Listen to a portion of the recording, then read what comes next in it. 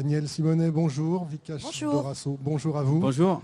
Vous êtes tous les deux candidats à la France Insoumise, aux prochaines municipales à Paris. Non, on est candidat à des listes Décidons Paris, qui sont des listes citoyennes, soutenues par ailleurs par la France Insoumise, mais aussi par le mouvement Rêve et PEPS. Décidons Paris. Ok.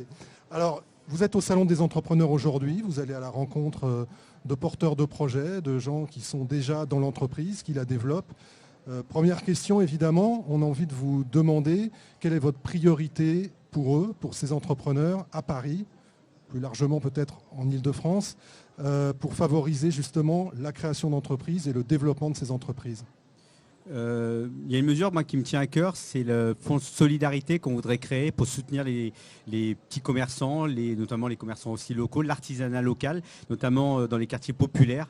Moi, je suis dans le 18e arrondissement, j'ai envie d'encourager toutes les bonnes pratiques, tout ce qui recrée du lien localement, en utilisant notamment ce qui n'est pas très loin, la ceinture parisienne. Je pense par exemple à un magasin de vêtements qui s'appelle Isakin dans le 18e arrondissement, qui fait du local avec des matériaux locaux et qui fait quelque chose qui est vertueux évidemment en payant bien ses ouvriers, ses employés et en permettant aussi aux gens autour d'être récompensés. Et je pense aussi à la laiterie qui fait du local, qui va chercher du lait en Seine-Maritime, qui fait des bons produits laitiers, qui ouvre par exemple à 15h, qui le ferme le dimanche, qui paye bien ses employés et qui fait des bons produits. Seine-Maritime, un département qui vous tient à cœur. Oui. Par ailleurs, donc le commerce de proximité, l'activité de proximité serait privilégiée. Justement, j'avais une autre question sur la pression immobilière, le fait qu'il y a des artisans parfois, des petites entreprises qui sont obligés d'aller exercer leur activité en dehors de la capitale à cause des prix des loyers ou des prix d'achat qui sont trop chers. Oui, c'est la première... C'est le premier problème de l'artisanat et des petits commerces à Paris, c'est la pression foncière, la pression des loyers et des baux commerciaux. Donc nous pensons au niveau de Décidons Paris qu'il faut absolument aider et accompagner. Jusqu'à présent, vous avez la ville qui a mis en place à travers une société d'économie mixte, la CEMAEST, un accompagnement de certains. Mais en fait, sans chercher à augmenter le nombre de rez-de-chaussée, d'activités et de commerces propriétaires de la ville. Donc en fait, c'est assez limité comme aide. Et puis surtout, quand par exemple la ville, elle crée un nouveau quartier comme à Rosa Parks, on se rend compte que tous les rez-de-chaussée de ce nouveau petit quartier ont été dealés avec un grand groupe Muliez Auchan. Et on n'a que des commerces de la même grande enseigne en fait, qui dépendent du groupe Muliez. Donc il y a vraiment un discours d'un côté et des pratiques de l'autre. Or, il faut pouvoir justement être propriétaire, que la ville soit propriétaire d'un maximum de locaux d'activité et de commerce et de baux commerciaux pour garantir à la diversité artisanale et des petits commerces indépendants de pouvoir rester sur Paris, sinon on a une capitale totalement uniformisée. Alors, autre sujet, on va parler de Paris 2024, les Jeux Olympiques. On sait, Vikash Dorasso, on a entendu des déclarations récemment de votre part disant que vous ne souhaitiez pas l'organisation de ces Jeux Olympiques à Paris pour différentes raisons. Manque de concertation, problèmes sociaux, problèmes d'environnement. Est-ce que vous ne pensez pas que quand même ça peut être, si c'était le cas, que ces JO n'aient pas lieu à Paris, un rendez-vous manqué pour justement le commerce de proximité, les activités locales, le tourisme, les hôtels ?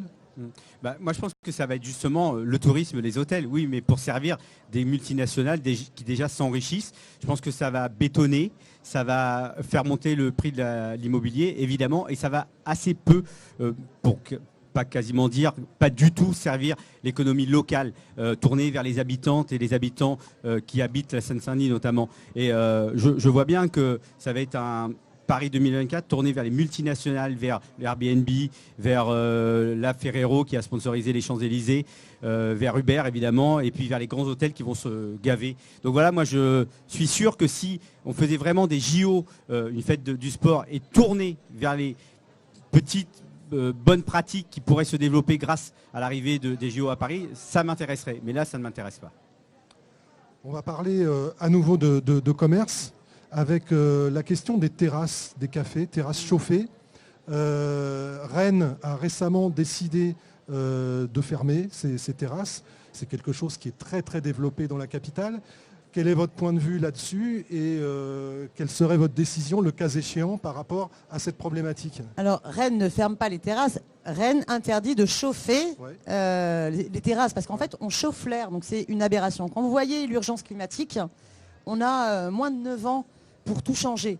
Donc commençons déjà par ne pas émettre des gaz à effet de serre de manière complètement et de dépenser de l'énergie de manière aussi aberrante. Voilà. Donc il faut respecter les saisons et ne pas chauffer le plein air. Donc il faut absolument, je pense, oui, interdire les terrasses chauffées. C'est un enjeu écologique qui nous semble essentiel. Enjeu écologique, mais enjeu économique aussi pour les commerçants. Si toutes les terrasses sont à la même, voilà. Sauf que tous les commerces seront à la même enseigne. Tous les commerces seront à la même enseigne. Et vous regardez des pays qui ont respecté ça d'un point de vue écologique, ils mettent des couvertures et les gens apprennent. Moi, je me souviens d'avoir passé un hiver à Lille où on allait sur les terrasses dès qu'il y avait un petit rayon de soleil et pourtant il faisait froid et on s'habituait à supporter le froid avec des couvertures qui étaient mises à disposition. Mais si le but pour les gens c'est de mettre des terrasses chauffées pour développer leurs terrasses et s'enrichir, c'est un vrai problème. Je veux dire, on va tuer la planète juste pour que certaines personnes gagnent plus d'argent. Je veux dire, l'enjeu écologique, il est tellement important que oui, il faut supprimer les terrasses et limiter aussi les terrasses. Moi, j'habite aux Abbesses. Aujourd'hui, sur les trottoirs, on ne peut plus se déplacer, nous, habitants des Abbesses, parce que les terrasses prennent toute la place.